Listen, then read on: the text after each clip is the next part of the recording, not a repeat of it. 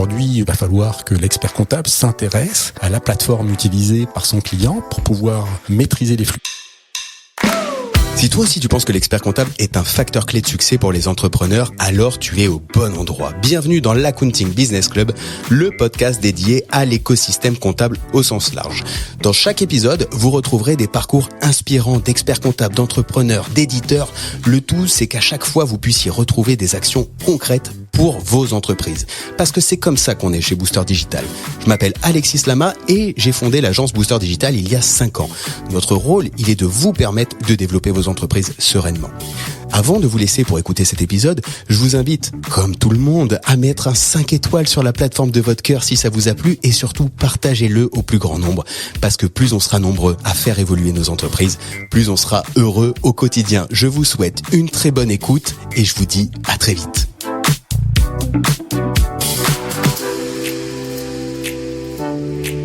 Bonjour à tous et bienvenue dans ce nouvel épisode de l'Accounting Business Club, le podcast dédié aux experts comptables pour mieux vivre l'expertise comptable et développer son cabinet. Mais ça, vous le savez, puisqu'il y a eu la musique d'intro. Et aujourd'hui, je suis très heureux de recevoir Régis Samuel, qui est le cofondateur de MyUnisoft, un éditeur de la place qui est plus que visible et très innovant, je te dirais, depuis le début dans ta démarche. Donc, on va aborder tous ces sujets. Ça fait partie de cette nouvelle donne que j'ai voulu mettre sur le podcast cette année, d'interroger les éditeurs. Et puis on en a discuté ensemble autour d'un déj et tu m'as dit sans même savoir de quoi on allait parler aujourd'hui que t'étais ok pour venir et je te remercie. Donc allez, je te déroule maintenant un peu le plan de ce dont on va parler. Ça aussi, ça fait partie des nouveautés. J'essaie de structurer maintenant les épisodes et il y a vraiment des sujets que j'aimerais voir avec toi qui m'ont aussi été demandés par la communauté de l'Accounting Business Club. Donc du coup voilà, je te les donne maintenant et comme ça vous savez vous aussi tout ce dont on va parler dans cet épisode. On est ensemble pour 1 heure grosso modo. J'ai toujours du mal à tenir le timing pur, je sais, mais en tout cas voilà, dites-moi d'ailleurs si jamais c'est trop. Bref, les sujets du jour, c'est facture électronique quand même, parce que mine de rien, on est en train d'enregistrer, on est le 2 mai et donc ça arrive, ça a été décalé l'an dernier et je veux savoir un peu ce que vous avez prévu chez MyUnisoft. Il y a aussi quand même ce sujet d'IA qui est on ne peut plus présent à tous les niveaux, donc tu me diras ce que vous faites chez vous et comment tu vois les choses. Il y a le sujet de la cybersécurité qui a été quand même un gros thème pour la profession fin d'année 2023 et donc là aussi c'est est-ce que tu dors bien la nuit, tu vas me demander est-ce que Régis fait des cauchemars ou pas la nuit, donc je te poserai la question tout à l'heure et puis en croustille, et je le garde pour un peu plus tard comme ça vous restez jusqu'au bout, ce dont tout le monde parle sur les WhatsApp et autres, c'est un peu le marché des éditeurs aujourd'hui qui est c'est Dallas d'une certaine manière, ça se rachète dans tous les sens, ça lève des fonds dans tous les sens, il y a des rumeurs dans tous les sens, et on va aborder aussi tous ces sujets potentiels et les sujets des financements. Parfait, merci beaucoup Alexis pour l'invitation et ravi de partager ce moment avec toi. Écoute, merci à toi encore une fois d'avoir accepté. C'est parti, donc programme chargé, programme riche et programme que je suis heureux de balayer avec toi parce que dans la profession, pour moi tu fais partie des personnes à la fois innovantes et qui ont une expérience qui mérite vraiment d'être écoutée. Donc vraiment, je suis très très heureux de t'avoir au micro aujourd'hui. Là, je te vends comme ça, mais je te laisse peut-être te présenter en 2 mots pour savoir pourquoi il faut t'écouter et pourquoi il faut absolument écouter cet épisode. Allez, très très rapidement. Donc pour celles et ceux qui me connaissent pas, donc j'ai commencé ma carrière en tant qu'expert comptable. Même en tant que fils d'expert comptable, j'ai créé ma première solution de production comptable chez mon papa, qui avait un cabinet de 3 collaborateurs. Et puis j'ai continué à avoir cette petite structure informatique à côté, qui a permis à mon père d'avoir toujours sa propre solution maison. J'ai passé mes diplômes d'expertise comptable, j'ai racheté le cabinet de mon papa. J'ai fait grandir le cabinet d'expertise comptable de 3 à 100 collaborateurs, donc je connais bien la vie de l'expert comptable au quotidien. On a adapté notre solution maison aux évolutions régaliennes et structurelles du cabinet. On a eu quelques cabinets qui se sont intéressés à notre solution maison et c'est comme ça que naturellement s'est fait la construction de MyUnisoft. Et on a embarqué toute la connaissance que l'on avait, toute l'innovation que l'on avait au sein de cette solution maison dans de la nouvelle technologie avec d'autres cabinets d'expertise comptable. On a démarré à 4 cabinets. Et aujourd'hui, on est 130 cabinets au capital de MyUnisoft, qui représentent pratiquement 400 000 entreprises qui vont utiliser MyUnisoft. Donc, tu as 130 cabinets au capital et 400 000 dossiers, si je récap. Potentiel. Ok. Potentiel aujourd'hui. Aujourd'hui, on est dans l'hypercroissance. On a atteint les 140 000 dossiers traités sur MyUnisoft. Et on va normalement dépasser les 200 000 avant la fin de l'année. Tu parles en nombre de cabinets qui ont des dossiers et qui pourraient basculer tout leur portefeuille sur l'outil. MyUnisoft, date de création ? Juin 2018. Ok. Donc avec un produit qui est sorti en septembre 2019. C'était une V0, une maturité qui s'est faite au fil de l'eau. On a vécu un bon niveau de maturité à partir de l'année 2023. C'est-à-dire qu'on avait besoin de structurer notre moteur fiscal, la possibilité de faire des liasses fiscales. On était la seule solution innovante à avoir décidé nous-mêmes de créer notre propre moteur fiscal, ce qui nous permettait d'être autonome et indépendant par rapport à d'autres éditeurs. Et on a passé une période fiscale 2023 qui s'est très très très très bien déroulée, contrairement aux précédentes. Et 2024 encore mieux. Donc voilà, maintenant on peut dire que en termes de profondeur fonctionnelle, on est pour l'expert comptable sur une offre qui est très complète. Et c'est quoi justement, tu vois, la différence, je te dirais, entre un MyUnisoft, on va dire, si je dois comparer, tu vois, directement, on rentre dans le marché, mais tu vois, si je te mets en face, ça va être MyUnisoft, Penny Lane, Income, Full peut-être, et puis après, il va y avoir les historiques qui sont sur d'autres types de structures. Comment toi tu places MyUnisoft aujourd'hui ? Alors c'est toujours compliqué de se comparer à la concurrence. On a des histoires différentes. Les solutions historiques sont basées sur une vision du métier ancienne, avec de la technologie qui existait dans les années 90. Donc ce sont des solutions très solides qui font très très bien le taf. Maintenant, quand on parle de facture électronique, on doit parler de gestion de flux. Et c'est pas du tout des solutions qui sont pensées, gestion de flux. Et ça intègre toutes les solutions historiques. Même chose pour Full, qui est une solution qui a été pensée à l'époque. Ensuite, Penny Lane et Income sont des solutions qui sont à peu près de notre génération. Penny Lane a été pensée au départ plus du côté de l'utilisateur final, client, chef d'entreprise. Nous, on a été pensé au sein des cabinets expertise comptable en travaillant aussi les usages pour les chefs d'entreprise, ce qui veut dire qu'il y a de l'avance de la part de Penny Lane au niveau chef d'entreprise, qu'on est en train de rattraper. Là, on met beaucoup de moyens pour rattraper ça en 2024. Et nous, on a de l'avance sur la partie cabinet. Même chose, ils mettent beaucoup de moyens pour nous rattraper. Donc, il y a vraiment une logique qui va faire qu'on sera, ces trois acteurs-là, quand même des acteurs qui auront une grande pertinence avec le monde de la facture électronique. Est-ce que tu penses ou plutôt qu'est-ce que tu penses de l'outillage des cabinets en termes d'outils, c'est-à-dire est-ce que on va rester sur le modèle qu'on a connu jusqu'à presque présent, à savoir un outil 100% des dossiers, ou est-ce qu'on passe au multi-outils ? Ce qu'il faut voir, c'est que jusqu'à il n'y a pas si longtemps, l'expert comptable s'intéressait assez peu à l'outillage de son client. Et donc, on était déjà dans le multi-outil, c'est-à-dire que les clients des experts comptables avaient plein d'outils différents. Et donc, l'expert comptable, il récupérait les factures ou il s'intéressait pas du tout à l'outil. Aujourd'hui, on doit aller sur une logique différente. Il va falloir que l'expert comptable s'intéresse à la plateforme utilisée par son client pour pouvoir maîtriser les flux. Donc, il est certain qu'il va falloir toujours plus s'ouvrir à son client. Évidemment, il ne va pas pouvoir imposer la solution à l'intégralité de ses clients. Donc, il faut qu'il pense ou qu'il utilise une plateforme qui soit ouverte aux usages des clients. Ça, c'est la base de tout. Ensuite, qu'il n'ait qu'un seul cœur de réacteur ou plusieurs, ça va être des choix.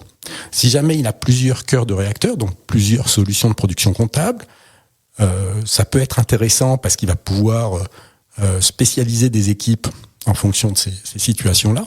Dans ce cas-là, ça lui génère une petite complexité parce qu'il va falloir qu'il ait une couche supplémentaire qui récupère la data de ces différentes solutions pour pouvoir piloter son cabinet, piloter ses équipes, alimenter la production.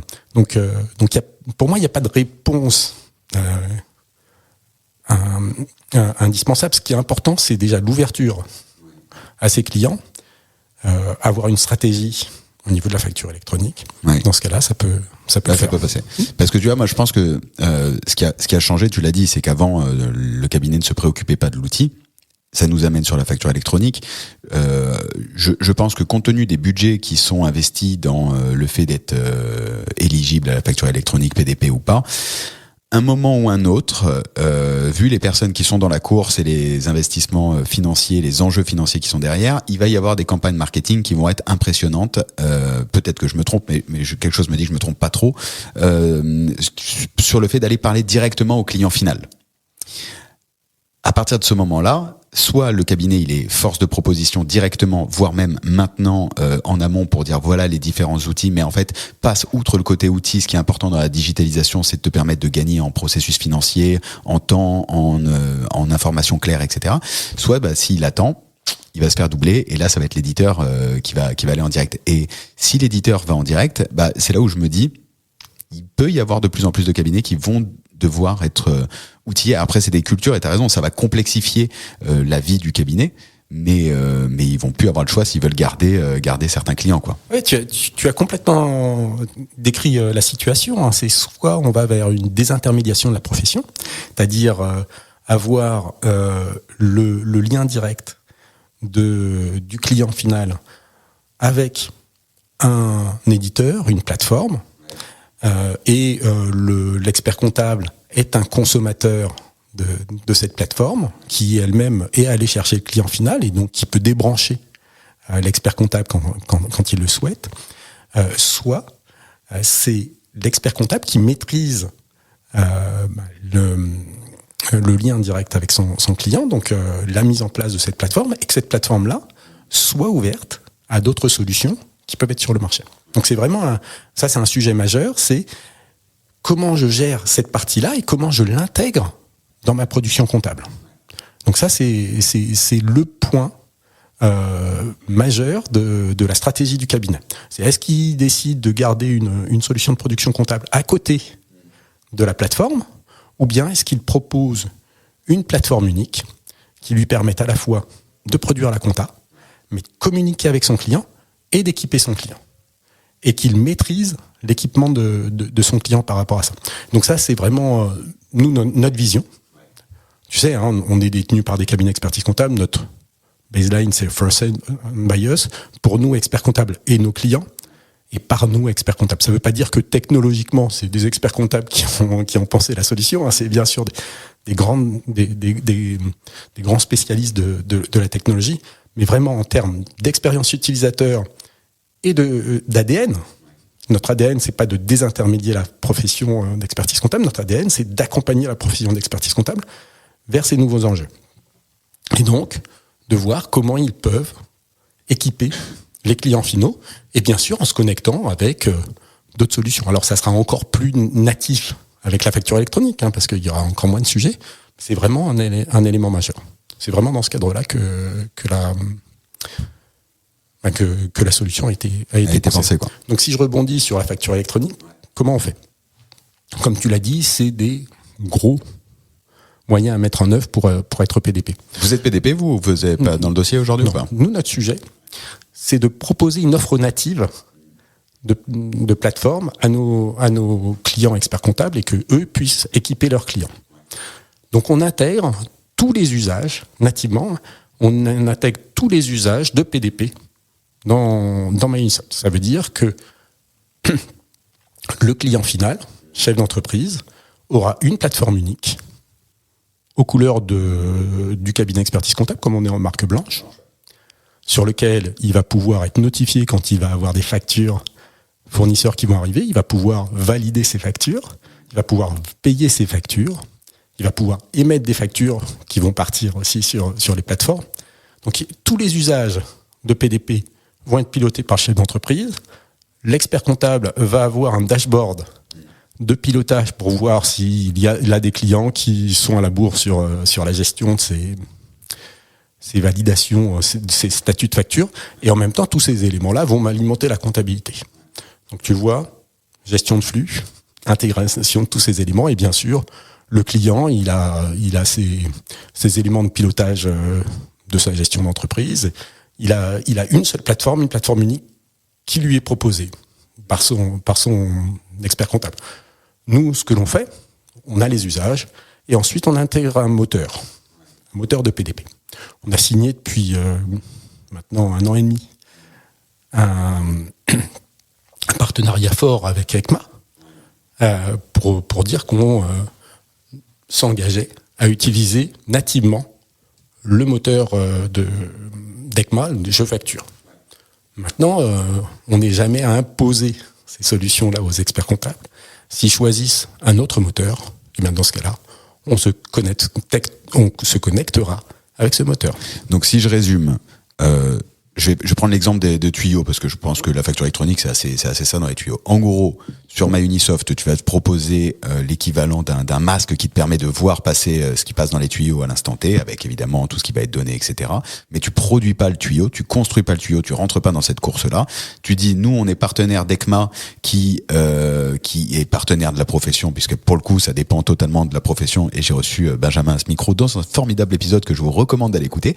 Eux ils développent. Ils sont dans la course, ils ont les moyens ils font le taf. Tu dis, nous, on s'associe avec vous. Donc, si vous, en tant que cabinet, vous avez pas de sujet, vous avez besoin d'une PDP, prenez-nous parce qu'on passe par ECMA. Si vous, cabinet, vous utilisez une autre PDP ou vos clients utilisent une autre PDP, c'est pas grave, on reste le masque qui permet de voir passer tous les tuyaux. Exactement. Ça résume bien. C'est parfait. J'ai compris. Bon, voilà, impec. Ok, écoute, super. Ça, c'est une bonne. C'est une bonne chose, tu vois, ça répondait à la question qu'on m'avait posée sur ça, donc très cool, je comprends bien mieux. Et puis ça reste en même temps totalement cohérent, je te dirais, avec le Forest Bias et la vision avec la profession de dire ok, on est totalement partenaire avec le partenaire de la profession.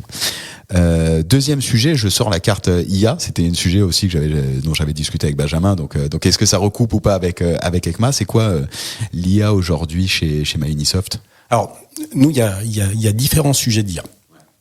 Il y a évidemment actuellement toute la partie production comptable, comment accélérer la production comptable. Donc ça, c'est déjà des éléments qui sont très bien traités, très bien maîtrisés. Comment on connaît des pièces qui arrivent dans la solution, où est-ce qu'on les met, comment on pousse des actions auprès du chef d'entreprise, auprès du collaborateur, donc pour automatiser au maximum la production comptable et traiter tous les irritants.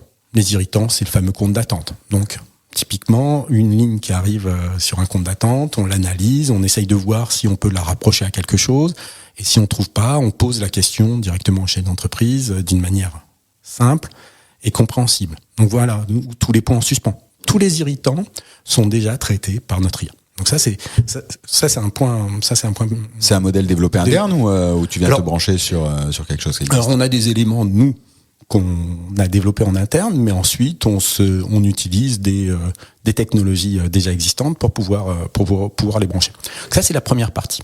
La deuxième partie c'est un petit peu d'IA générative pour simplifier les explications de tableaux de bord, de widgets, enfin de petits graphiques. Voilà. Ça, c'est des éléments qu'on est en train de travailler, qu'on va très rapidement déployer. Et donc, l'IA générative, petit à petit, on va en déployer de plus en plus sur la solution. Troisième point, quand on parle d'IA, il faut parler de data. Alors souvent, depuis des années, la data, et maintenant c'est l'IA, c'était le Graal. Enfin, à quoi ça sert tout ça? Moi, je pars toujours du principe que si jamais on ne rattache pas un élément technologique à un usage, un besoin, dans ce cas-là, ça n'a pas d'intérêt. Donc typiquement, nous, notre sujet, c'est de travailler les sujets data et d'IA vers de l'accompagnement à la prise de décision. Typiquement, dans MyUnisoft, on a créé un système de lac de données. Donc on alimente tout ce lac de données avec de la data de Microsoft, plus de l'open data. Et quand tu dis la data donc ce data lake, parce que j'en parlais justement avec Benjamin dans l'épisode, donc tu vois, et puis en fait comme à tous les éditeurs aujourd'hui, tout le monde sort un data lake. Donc c'est quoi? C'est la data des clients, des cabinets qui est anonymisée. C'est la data tu mets quoi dedans? Il y a pas mal d'éléments dedans, et donc vraiment ce qu'on analyse, c'est les besoins. Je suis moi expert comptable, chef d'entreprise. J'ai besoin de mieux piloter mon cabinet expertise comptable. D'accord?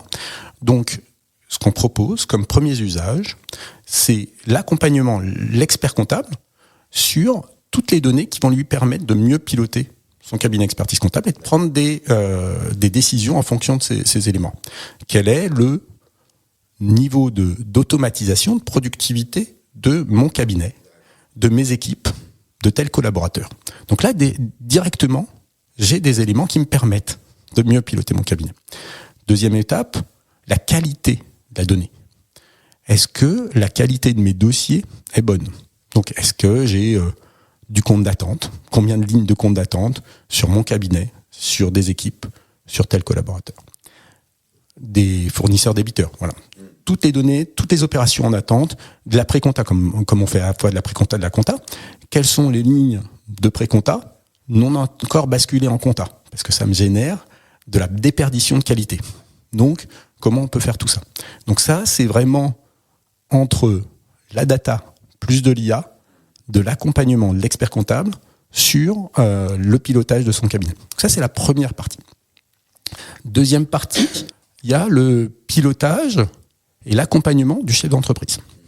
Donc là, tu le disais, il y a la notion à la fois de data du cabinet, parce que le cabinet peut avoir 100, 200, 300, 1000, 2000, 10 000 dossiers. Mais pour mieux s'accompagner son client, il lui faut de la data fraîche qui vient d'autres données, d'autres cabinets.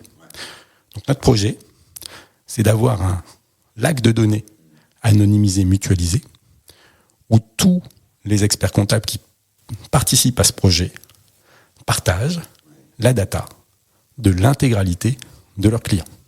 Donc ça, c'est ce qu'on a déjà déployé comme usage. Donc là, typiquement, je suis expert comptable, je rencontre mon client et je peux lui dire, voilà, là, tu as fait tant de chiffre d'affaires ce mois-ci, eh bien, les restaurateurs de ton secteur, d'une manière anonymisée, ont fait tant de chiffre d'affaires avec un ratio masse salariale sur chiffre d'affaires différent. Donc c'est avec de la data ultra fraîche. Donc ça c'est en direct, quoi. Ça y est, ça marche. Ça c'est déjà en prod. D'accord. Donc on a ça qui est déjà en prod. Et là évidemment c'est intéressant, mais c'est pas satisfaisant, c'est pas suffisant. Donc on vient de racheter une petite boîte dans le prédictif pour aller beaucoup plus loin.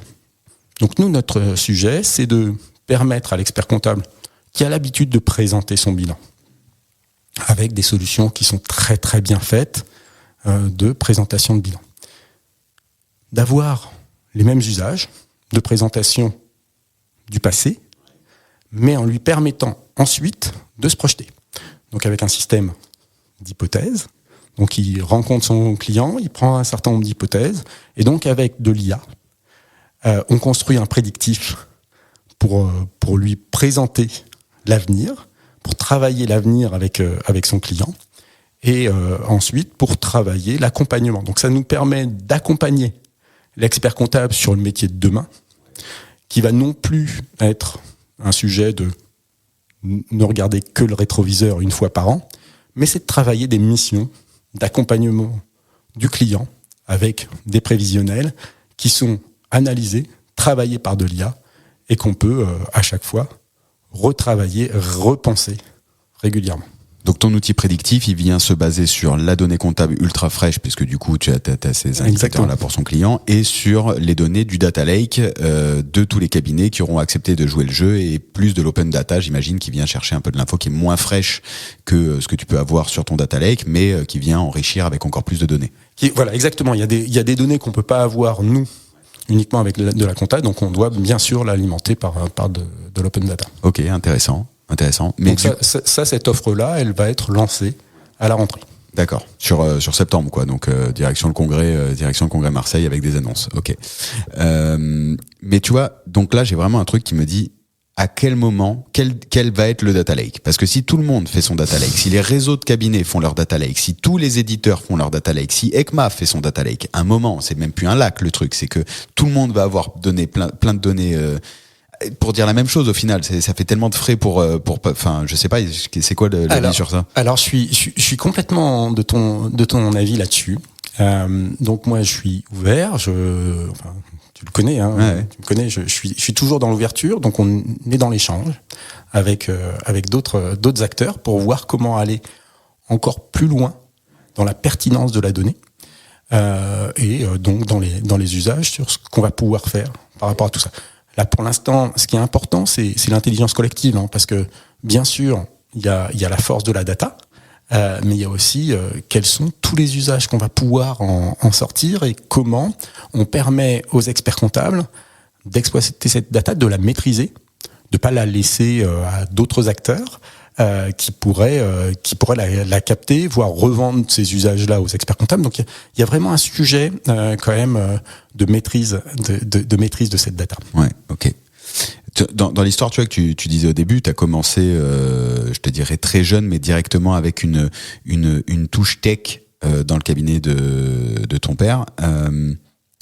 Quels a été les grands moments? Parce que j'ai le sentiment qu'on est un vrai tournant pour la profession et je voudrais avoir ton retour sur ça. Tu vois, quels ont été les grands tournants tech et pourquoi celui-ci est vraiment surpuissant? Alors c'est certain que le fait de pouvoir communiquer entre sites distants, ça a été un des éléments très forts technologiquement. Ça, c'est le premier point qui a... Ouais, je pense que c'est vraiment le gros sujet qui permettent de couper toute barrière pour la communication entre l'expert comptable et son client, mais également entre les différents sites. Ouais. Oui, parce que les cabinets sont souvent sur plusieurs sites. Là, le gros sujet, c'est le fait d'une réorganisation complète de la relation entre le chef d'entreprise et l'expert comptable.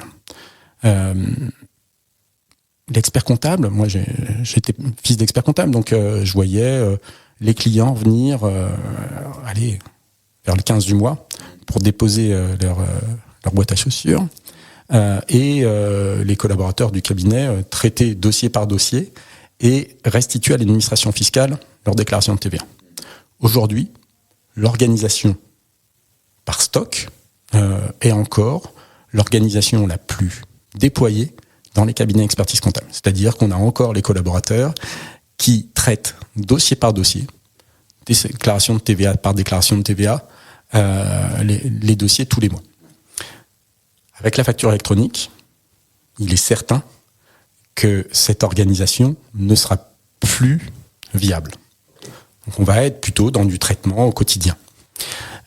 Si on ne s'organise pas comme ça, il est fort probable que la PDP sera autonome et donc il y a un risque de mise à l'écart de l'expert comptable par rapport à ces flux. Il y a eu quelques années un des thèmes du congrès qui était l'expert comptable au cœur des flux. Si jamais on n'intègre pas cette logique-là, dans ce cas-là, l'expert comptable va être à l'écart et petit à petit il va se faire sortir. Ouais. Donc ça, c'est vraiment un point majeur, cette partie gestion de flux. Comment toi tu vois du coup la réorganisation des cabinets pour passer de ce stock à ce temps réel, avec à la fois ton retour et d'expert comptable, ou même si aujourd'hui je pense que tu fais plus le métier d'expert comptable, mais entre tous les cabinets que tu peux voir, etc., c'est quoi un peu l'orga que tu recommandes? Dans ce cas-là, c'est une orga que j'ai décrite qui a déjà pas mal d'années, hein, avec l'arrivée de MyUnisoft. Il y a des data controllers qui traitent ces flux. Donc, en fait, c'est des plombiers. C'est le plombier qui va traiter les fuites. C'est tous les flux qui sont pas complètement automatisés. Il va pouvoir les imputer et les passer en comptabilité. Donc ça, je pense qu'il y aura toujours cette partie de de suivi sur un tableau de bord, un dashboard de flux entrants et pouvoir les traiter Contrôle tous ces de flux. Voilà, c'est ça. Moi, À la place de l'enregistrement, maintenant, c'est du contrôle. exactement. Donc ça, c'est cette partie-là. Et ensuite, il y a bien sûr toute l'organisation autour de l'accompagnement du chef d'entreprise et proposer des services. Et c'est pour ça que le prédictif est important tous les services qu'on va pouvoir proposer en termes d'accompagnement. Dans toutes les analyses qui sont faites depuis des décennies auprès du chef d'entreprise, le chef d'entreprise dit à la question « À qui vous faites le plus confiance ?» À mon expert comptable. Qu'est-ce que vous lui reprochez ? De ne pas être assez présent. Donc là, c'est un enjeu majeur pour l'expert comptable d'avoir des acteurs qui vont prendre la place. Le chef d'entreprise n'attend que ça, que l'expert comptable prenne la place sur l'accompagnement, sur le traitement d'actions dont il a besoin, vraiment, c'est cette partie-là. Et donc d'avoir des spécialistes pour prendre cette place-là. Des spécialistes au sein du cabinet. Exactement. Ok. Beau changement de business model, quand même. Exactement. C'est pour ça qu'il faut aussi prendre le plus tôt possible. C'est pas quand la facture électronique va arriver qu'on va pouvoir le faire. Ça sera trop tard. Donc il faut le faire le plus tôt possible.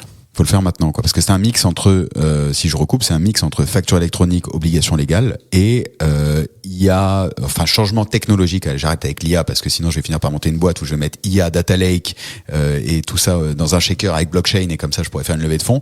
Mais c'est vraiment le changement réglementaire et technologique qui fait que le cabinet doit se transformer maintenant et profiter maintenant de cette période de changement pour accepter de potentiellement voir une baisse des marges mais qui est liée à de l'investissement humain et temporel pour se transformer comme ça, parce que tu vas avoir les équipes pour faire tout ça, du data control, donc de la tenue comptable, tu passes au data control, c'est pas tout à fait la même poste. Donc est-ce que les gens vont vouloir y aller ou pas, les équipes vont vouloir y aller, parce que le fait que les entrepreneurs disent que l'expert comptable est pas dispo, oui, mais c'est pas, au final, ça peut pas être à lui qu'on va parler, c'est pas possible, il peut pas gérer, il peut pas avoir un impact sur 100, 200, 300, 500 personnes, ou plus pour certains qui ont plus de portefeuille, quoi.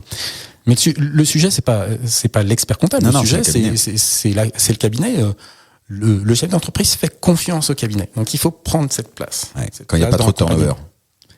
Eh bien, si jamais le collaborateur se sent bien, ensuite, c'est la notion de marque employeur. C'est un vrai gros sujet au sein des cabinets d'expertise comptable. Mais si le collaborateur se sent bien, moi, j'ai eu la chance d'avoir un cabinet dans lequel on avait quasiment pas de turnover et où j'ai jamais vraiment souffert pour embaucher des collaborateurs, loin de là. Dans ce cas-là, si on arrive à créer cette marque employeur, les collaborateurs y restent, ils se sentent bien et ils laissent la qualité au sein de l'entreprise. Ah ouais, et puis il y a une vraie culture de boîte et donc une culture de service et culture de l'entrepreneuriat, quoi. C'est vers ça qu'il faut aller, quoi. Et ben écoute, magnifique, c'est bon pour cette première partie je dirais de tech, etc. Maintenant, j'emmène sur, on reste encore un peu sur la technique avant d'arriver sur le crousty. Comme ça, je vous garde avec nous. Même si pour moi c'était assez crousty cette histoire de PDP et de bien comprendre comment ça s'inscrit. Côté cyber, il y a eu et je pense qu'il y a encore quelques restes de ce qui a pu se passer en décembre 2023. C'est quoi toi tes actions, ce que vous mettez en place, ce que vous avez mis en place, les précautions, qu'est-ce qu'on peut faire sur ça qui est, on l'a vu, un élément en fait qui est de raison quasi de vie ou de mort. Alors ça coule pas le cabinet, mais ça impacte sévèrement les entreprises. Sincèrement, ça a été une grosse douleur pour moi, psychologique, de voir ce qui s'est passé. Ça m'a marqué. J'apprécie beaucoup Éric Château-Laurent, donc vraiment, et José Vargas. Donc vraiment, c'est une situation qui a été douloureuse pour moi, et j'ai vu tout l'impact que ça avait auprès des cabinets d'expertise comptable, qui a été très douloureux. Mais si on regarde, évidemment, moins catastrophique que ce qui peut arriver à certains cabinets d'expertise comptable qui n'ont pas les moyens de bien se sécuriser et qui peuvent disparaître si jamais on leur prend toute leur data, parce que évidemment leur sauvegarde. En fait, une sauvegarde c'est génial tant qu'on n'a pas besoin de l'utiliser. Elle fonctionne super bien tant qu'on n'a pas besoin de l'utiliser. Et évidemment, quand on voit, nous, tous les moyens que l'on met en termes de gestion de ces attaques, tous les jours, on est bien sûr attaqué, il est plus possible pour un cabinet expertise comptable. Moi, j'ai entendu des experts comptables dire « Ah ouais, mais moi, je veux tout maîtriser, je vais tout reprendre sur mon propre serveur. » C'est plus possible et c'est suicidaire. Donc ça c'est déjà un premier point. Évidemment, c'est très violent quand ça arrive. C'est arrivé récemment, c'est arrivé il y a un petit peu plus longtemps à un autre gros cabinet expertise comptable et deux autres beaux cabinets expertise comptable. Donc c'est vraiment un gros sujet, la cyber. Alors nous on est nés, contrairement à ces solutions historiques, on est nés dans cette vision-là. Donc très très très très tôt, on a été pensé complètement autour de la cyber. On a des spécialistes de cyber. On s'est fait auditer très tôt en termes de tests d'intrusion pour voir quels étaient les risques majeurs, mineurs d'intrusion. Et on se fait auditer très régulièrement là-dessus. Donc ça c'est un point majeur, évidemment. S'il y a un sujet qui peut faire peur à un expert comptable, c'est ça. Qui doit faire peur à un expert comptable, c'est ça. C'était pas le cas avant. Donc là, au moins, l'élément bénéfique, c'est qu'il y a une prise de conscience de la part des experts comptables. Et un élément qui peut faire peur à un dirigeant tech, c'est bien ça. Affirmer qu'on ne sera jamais attaqué, je le ferai pas. Ah ouais, Dire que l'on met tous les moyens pour éviter ce type d'attaque et surtout pour redémarrer le plus vite possible. Ça, évidemment, c'est notre enjeu. C'est plus facile à faire pour nous sur des solutions technologiques récentes que sur des solutions qui n'ont pas été pensées pour ça à la base. C'est pour ça que les 3 acteurs dont tu as parlé, on est plus en avance sur ces parties-là. J'ai oublié Time d'ailleurs en y repensant. Évidemment. Mais donc on a ces sujets-là, ce qui ne veut pas dire qu'on ne sera jamais attaqué, mais qu'on met tous les moyens disponibles pour le faire et qu'on pourra redémarrer directement. Et est-ce que vous avez un rôle, ou plutôt comment t'accompagnes les cabinets qui sont beaucoup des indépendants, tu vois, dans cette protection? Alors nous, on communique beaucoup là-dessus. Tu vois, typiquement, nous, on a intégré des systèmes pour sensibiliser nos équipes, parce que la problématique majeure, c'est l'homme. Bah oui, c'est ça. C'est la base. C'est l'homme, c'est le bouton le mail sur lequel tu as cliqué, exactement. Tu t'es fait ficher. Alors nous, c'est beaucoup moins impactant ce type de situation sur nos solutions qui sont pensées pour être protégées par rapport à tout ça. Mais quoi qu'il en soit, il faut toujours être sensibilisé à ça. Et que les experts comptables, parce qu'il n'y a pas que la compta, soient également sensibilisés. Donc, je te parlais tout à l'heure du lab, notre moment mensuel de relation avec l'intégralité de nos utilisateurs, et donc régulièrement, on leur parle de ces éléments-là et comment être sensibilisé aux actions à faire pour être moins aux prises aux attaques qui peuvent être externes. Tu les as vus changer justement parce que t'as beaucoup on disait t'avais 1500 personnes sur le Slack, etc. Donc t'es quand même au contact de beaucoup de cabinets. Tu les as vus changer entre décembre et mai, décembre 23, mai 24, où ça a été, on s'est fait peur, et puis en fait retour à la période fiscale, quoi. Ouais, j'attends de voir. Ouais, ok. J'attends de voir parce qu'il y a eu oui, évidemment, une grosse prise de conscience. Maintenant, il y a la vie au quotidien qui peut faire que on oublie. Donc pour moi, c'est pourtant c'est majeur. C'est un élément très très fort qui doit être intégré dans toutes les relations et dans tous les usages. Ouais.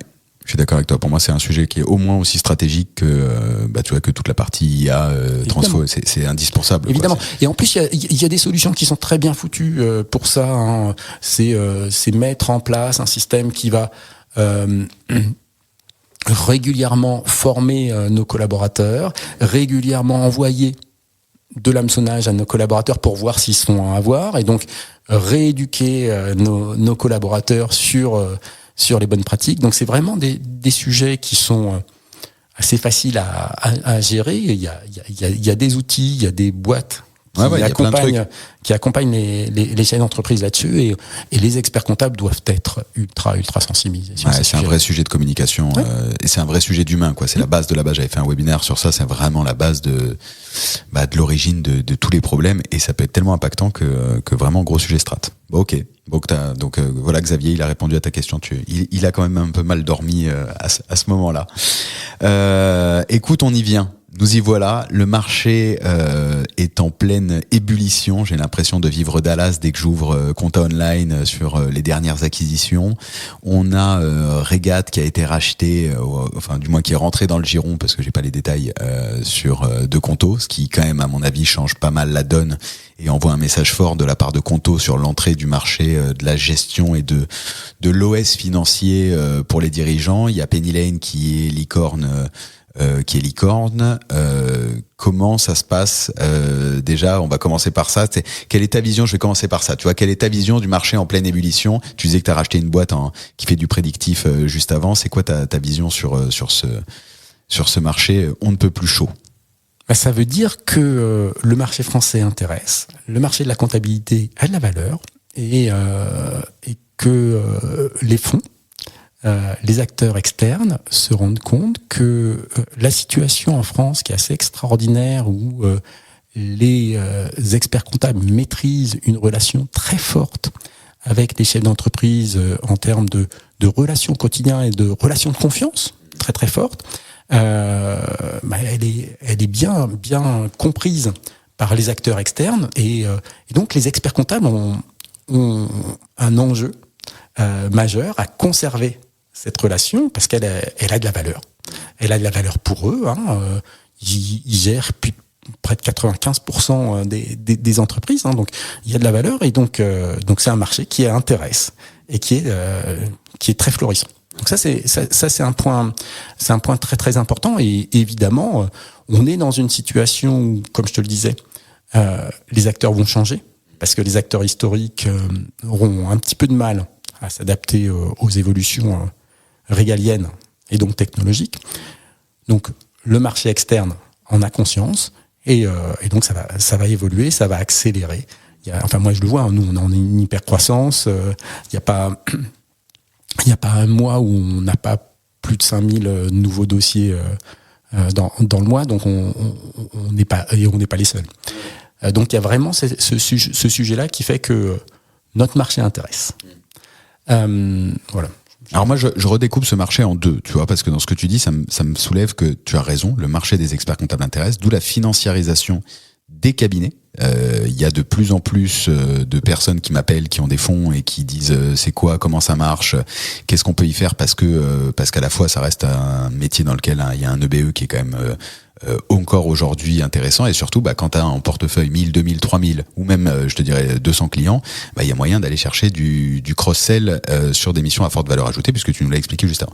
Et puis après, en effet, tu as la deuxième partie, et là je vais mettre un peu mon masque de diable, qui est de dire il y a tout ça, il y a ce marché qui est desservi par une confiance des experts comptables, mais en même temps une frustration parce qu'il n'est pas dispo. Et créons et investissons dans des outils pour venir vendre ce service directement au client final, qui est l'entreprise. La vérité, c'est qu'aujourd'hui, si ton entrepreneur, il va te payer, je vais te dire, allez, je sais pas quelle est la moyenne le panier moyen en cabinet, mais on va dire, allez, je fais une fourchette un peu haute, 450, ça dépend mais bon, la typologie des entreprises en France, c'est plutôt des TPE, etc. Donc on va dire que le client, il donne 450 ou 550 euros par mois à son cabinet. Si dessus, là où avant il payait 0 en outils, demain il va payer à la base 20, puis 50, puis 100, puis 150.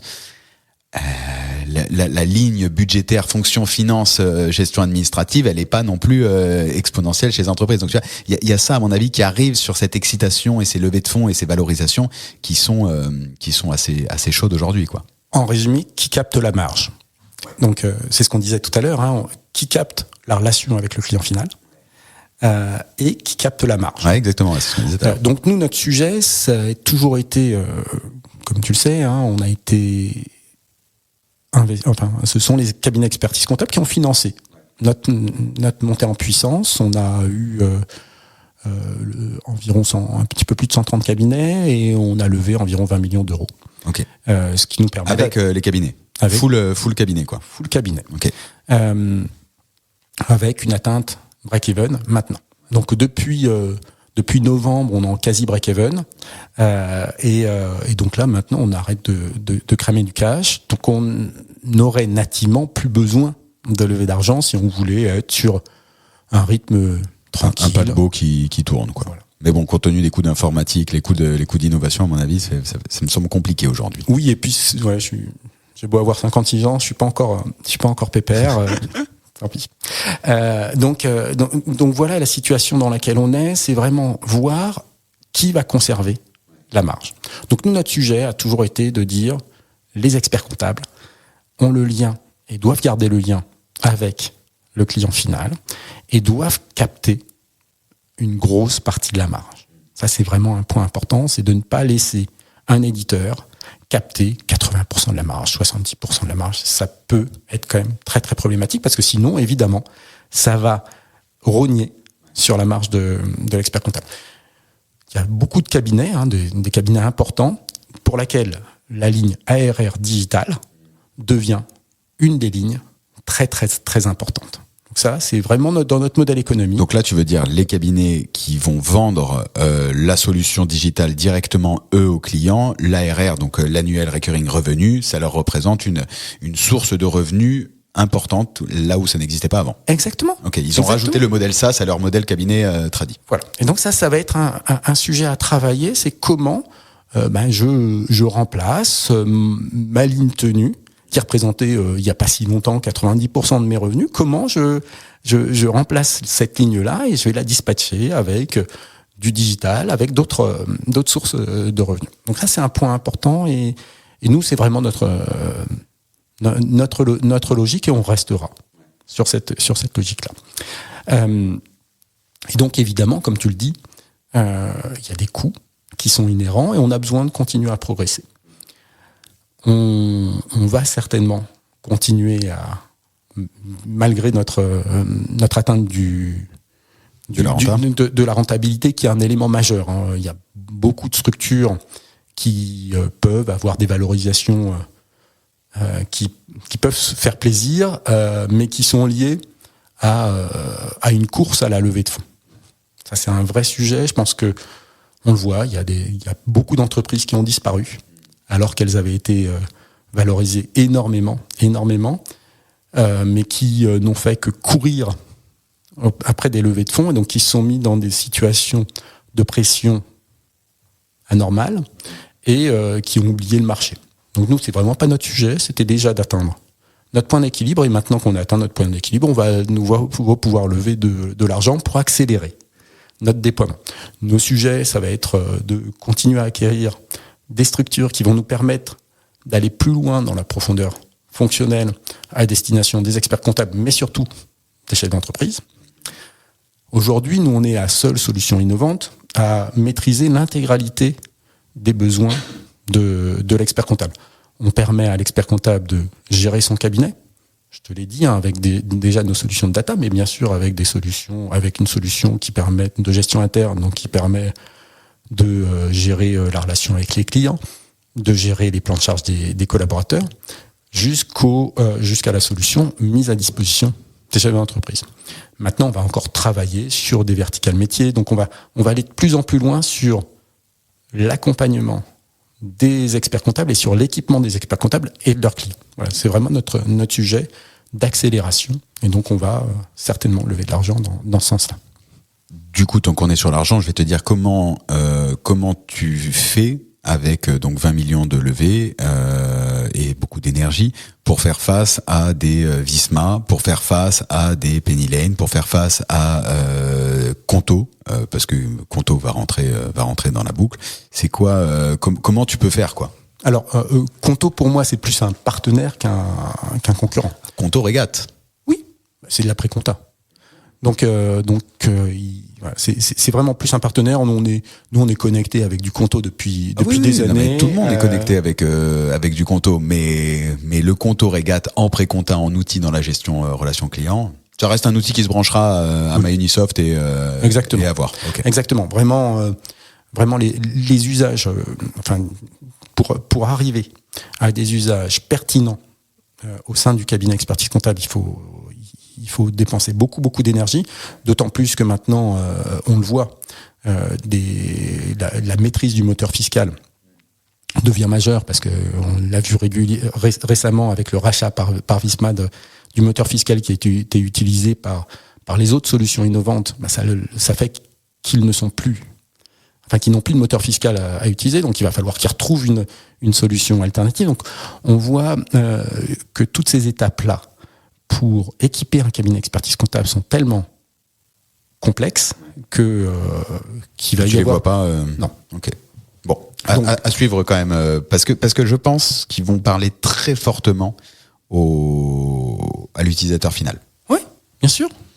Et donc se repose la question de tu vois, ce dont tu parlais tout à l'heure, de à qui est la marge, quelle est la relation, etc. Exactement, mais c'est pour ça que l'expert comptable doit...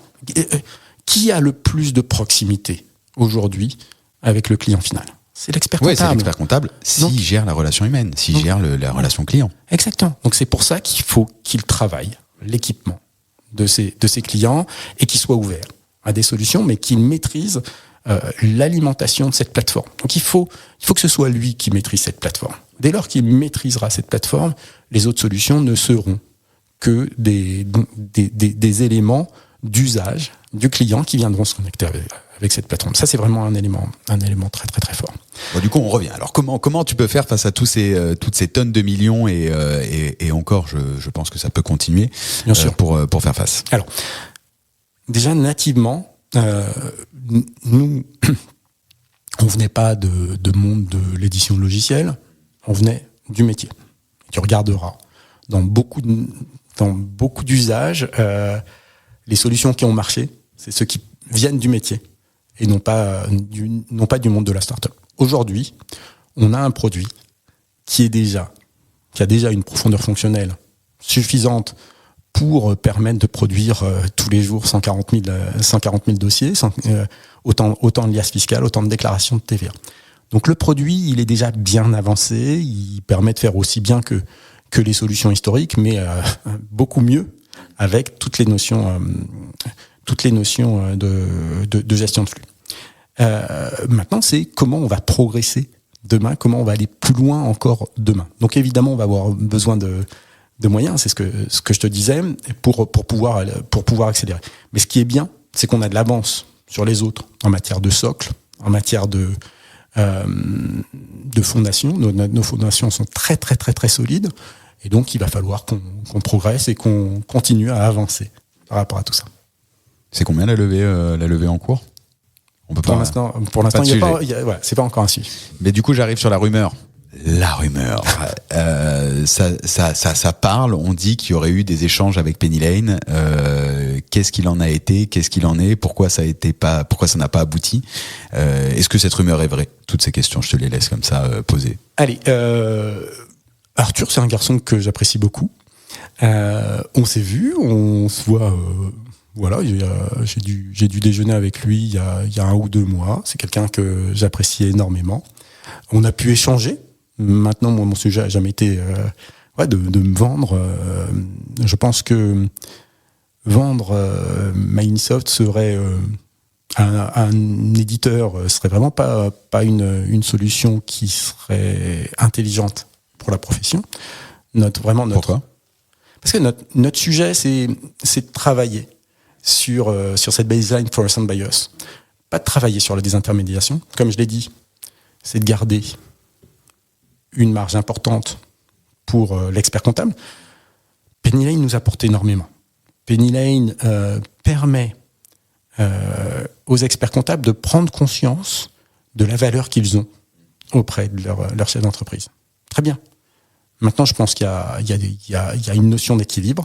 On est plutôt pour continuer à aller dans un équilibre fort au profit des experts comptables, ce qui évidemment n'est pas complètement dans la logique d'un Penny Lane. Donc il n'y aura pas de rapprochement financier entre Microsoft et Penny Lane. Ok, donc c'est des divergences de vision et de culture, de strat qui font qu'il n'y a pas eu.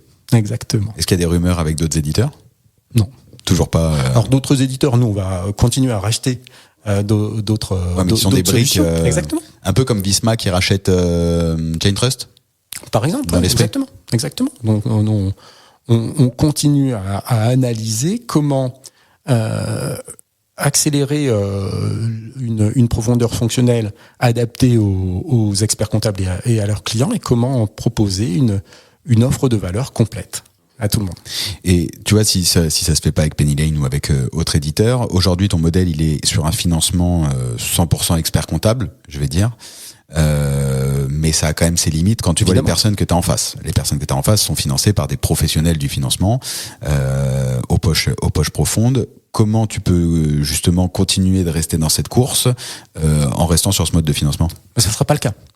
Ça ne sera pas le cas, c'est-à-dire qu'on va conserver un socle fort maîtrisé par les experts comptables. On garde notre ADN et on va trouver un acteur qui va accepter cet ADN-là, qui a un ADN très particulier, mais qui va comprendre, parce que c'est ce que je te disais tout à l'heure, le marché financier sait très bien à quel point les experts comptables ont une position très forte auprès des chefs d'entreprise. Donc soit on utilise cette situation-là pour rentrer et puis ensuite virer les experts comptables, ce qui n'est pas du tout ma vision, soit on utilise cette situation pour continuer en partenariat à avancer avec les experts comptables, ce qui est ma vision. Et donc, voilà, on va trouver un acteur qui va nous permettre de nous accompagner là-dessus. Okay. Ça m'emmène, tiens, tu vois, je vais t'amener, parce que je vois que ça fait déjà presque 55 minutes, je veux t'amener sur la vision, tu viens d'en parler. C'est quelque chose qui te drive toi depuis le début, et encore une fois je reprends cette courbe d'expérience tant sur le métier que sur la tech. C'est quoi ta vision du métier et de MyUnisoft à 5 ans ? Ah, 10 ans, pardon, tiens, je la pousse. Waouh. Ouais, parce qu'à 5 ans, à la limite, je vais te dire, compte tenu de comment fonctionne la profession, on sait que, bon, allez, on aura fini peut-être de digérer la facture électronique, donc on aura eu tous ces changements dont tu nous as parlé là. Mais voilà, là, je le pousse à 10 ans, parce qu'un plan d'investissement, ça doit se faire. Allez, à 10 ans, je pense que c'est assez proche de la vision que je pouvais avoir, moi, du cabinet quand je dirigeais mon cabinet. Tu vois, au sein de mon cabinet, on était déjà multidisciplinaire, avec une structure de courtage en financement, une structure de courtage en assurance, une structure d'ingénierie patrimoniale, une structure d'avocat. Je regardais pour intégrer un cabinet de notaire aussi, une étude de notaire aussi dans la structure. Donc, tel que je vois les choses, c'est 2 mondes. Le premier monde, c'est l'entreprise. Une entreprise de service à destination du chef d'entreprise, d'accompagnement. Donc, un accompagnement global avec des spécialistes qui permettent de cocooner le chef d'entreprise, qu'il soit micro-entrepreneur ou bien DAF d'une belle boîte. Donc, tous les éléments, pour le micro-entrepreneur, c'est du clé en main. Pour le DAF d'une belle boîte, c'est l'externalisation complète de la fonction administrative. Donc, ça peut être ces éléments avec, bien sûr, les ressources en matière de conseil, en matière de M&A, toutes les ressources d'accompagnement du chef d'entreprise. Donc, ça, c'est pour la partie entreprise de service. Et ensuite, par rapport à ça, il y aura toujours des indépendants, des experts comptables indépendants, avec des avocats indépendants, avec des CGP indépendants, qui vont se structurer en termes de réseau pour pouvoir communiquer entre indépendants. Et la technologie, de toute façon, la technologie sera toujours très très importante. Sur l'indépendant, la technologie prendra certainement le pas. Et donc là, on pourra vraiment parler de désintermédiation. Souvent, c'est la technologie qui sera le point d'entrée du chef d'entreprise pour la relation avec des indépendants, tandis que dans l'entreprise de service, c'est l'entreprise de service qui maîtrisera complètement la relation avec l'expert comptable, avec le client, et qui va lui proposer toute une offre de service aux couleurs de l'entreprise de service et tout cet accompagnement. Ouais, donc il y a un petit switch, qui arrive. Et en même temps, je te dirais que c'est un switch logique, quoi. C'est que tu passes de cabinet profession libérale à entreprise de service, ou alors tu assumes ton rôle d'indépendant. Exactement. Et je pense qu'il y aura il y a de la place pour tout le monde, pour que tout le monde se sente bien et vive bien par rapport à tout ça. En ce qui concerne MyUnisoft, notre sujet, c'est de se donner les moyens d'être leader sur le marché français, donc de permettre à ces entreprises de services d'être complètement équipées et à ces indépendants d'avoir les solutions de contact avec les clients dans les meilleures positions. Donc c'est vraiment notre vision, c'est d'accompagner la profession et toujours, je le disais, d'être dans une situation où on accompagne, où on protège la profession et où on ne devient pas en concurrent de la profession. Ouais, ça c'est ancré dans les valeurs, quoi. Oui, et c'est la construction de la boîte, quoi. Ouais, c'est la construction de la boîte. Dans tous les échanges, tu me parlais de fond, c'est quelque chose qui est très fort et évidemment, il y en a plein qui m'ont proposé de me racheter. Évidemment. Mais j'ai pas fait du tout ce projet-là pour des raisons financières. Pour celles et ceux qui me connaissent, c'est pas trop ce qui m'anime. C'est plus le projet et je pense qu'il y a vraiment énormément de place pour que la profession se regroupe et maîtrise son avenir. Tu veux vraiment en faire l'outil de la profession. Exactement. Là où les autres seront des outils après avec des stratégies et des positionnements propres à chacun, mais Évidemment. toi tu veux la casquette outil de la profession. Et c'est ce qui donne le plus de valeur à mon entreprise, de toute façon. De pas venir me mettre contre, mais de me mettre avec. Good. On arrive sur la fin, du coup. Est-ce que tu aurais une ressource par rapport à tout ce dont on a parlé là, tu vois, qui puisse permettre aux auditeurs qui sont encore là avec le sourire et qui ont passé, j'espère, un aussi bon moment que moi, d'évoluer, de faire progresser leurs entreprises, tu vois, tant sur les sujets de stratégie, parce qu'il y a quand même à t'écouter là un vrai sujet stratégie, des sujets de veille tech. Enfin, est-ce que tu aurais une ressource à nous partager, un livre, un blog, un podcast, quelconque ressource qui puisse à permettre à nos auditeurs d'évoluer, de progresser, de prendre de la hauteur. Le temps que tu cherches, je peux trouver des mots et des mots et des mots. Je cherche. Non, je trouve pas comme ça. Comment tu fais ta veille, toi ? Alors, comment je fais ma veille ? Ouais. En écoutant les autres. En écoutant les autres, en m'intéressant à l'autre et en absorbant tout ce qui va pouvoir se dire et j'intègre tous ces éléments. Alors je suis un petit peu particulier pour ça, c'est-à-dire que je vais jamais rebondir dans l'immédiateté sur ce qu'on va me dire. Maintenant, j'ai toujours été une éponge. C'est comme ça que j'ai pensé un petit peu tout ce qu'on a fait, la vision qu'on a pu avoir très très tôt, parce que moi la gestion de flux, on l'a déployée au sein de mon cabinet en 2014, si je dis pas de bêtises. Donc, et c'est simplement en écoutant les besoins de l'autre et ensuite en se projetant sur les personas, sur quelles personnes on cible. En tant qu'éditeur de logiciels, on cible beaucoup de personas différentes et donc on s'approprie, on écoute, on co-construit, on propose. On écoute les retours des autres. Oui, c'est plutôt comme ça que d'une manière livresque sur toutes ces parties. Mais alors je vais te poser une autre question qui me semble intéressante potentiellement. En tout cas moi qui m'intéresse, c'est que je trouve que tu es un optimiste incroyable. T'as toujours la banane quand je te croise. Même quand on s'est croisés dans des moments qui étaient plus compliqués, t'es resté très optimiste dans nos échanges et dans ces temps dans lesquels nous vivons, je pense que c'est intéressant. Est-ce que tu as une recette pour rester optimiste ? Qu'est-ce que tu fais pour prendre du recul et qu'on puisse partager, tu vois, parce qu'on est dans un monde anxiogène, parce que le métier est en transformation, parce que mine de rien, si t'écoutes tout ce qu'on vient de se dire, ça peut être un peu anxiogène. Comment Régis garde la banane ? Comment toi aussi tu dois vivre un monde qui est mine de rien un petit peu stressant, avec quelques je dirais quelques responsabilités, parce que quand t'envoies 140 000 dossiers, que tu peux en avoir 400 000 et que t'as X centaines de cabinets avec X milliers de collaborateurs qui utilisent ton outil et X milliers de clients qui utilisent ton outil, tu vois, je pense que tu es soumis à quelques pressions.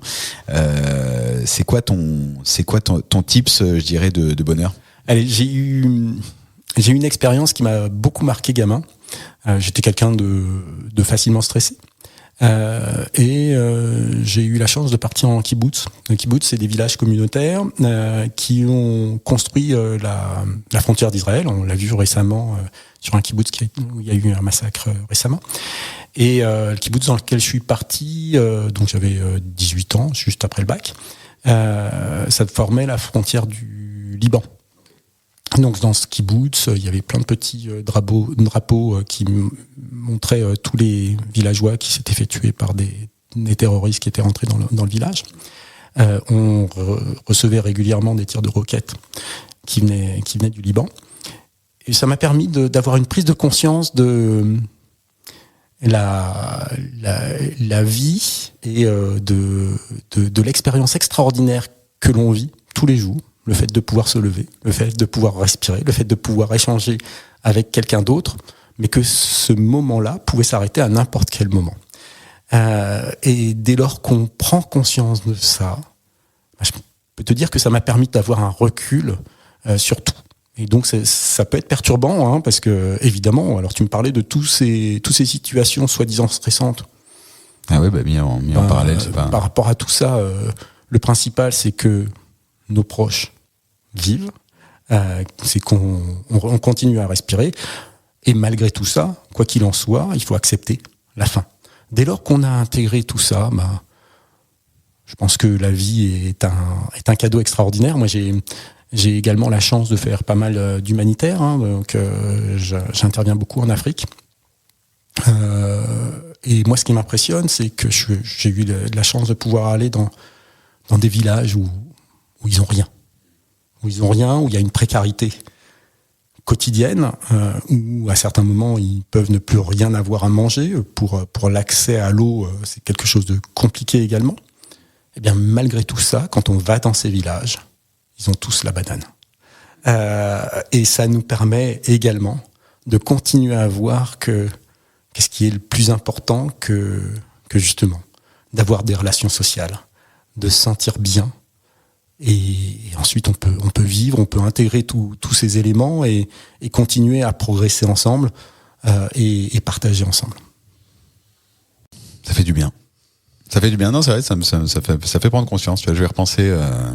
Ça me remet un peu les pieds sur terre. Est-ce que tu veux rajouter quelque chose ? Non, pour moi c'était très clair. Juste te remercier pour cet échange sympa. Écoute, merci à toi. C'était un vrai plaisir comme à chaque fois. Où est-ce qu'on peut te contacter si on veut échanger avec toi ? LinkedIn, voilà, directement en LinkedIn ou bien mon mail r.samuel@myusoft.fr. J'ai aucun problème. Pour répondre, j'adore échanger. Impec. On met tout ça en description de l'épisode.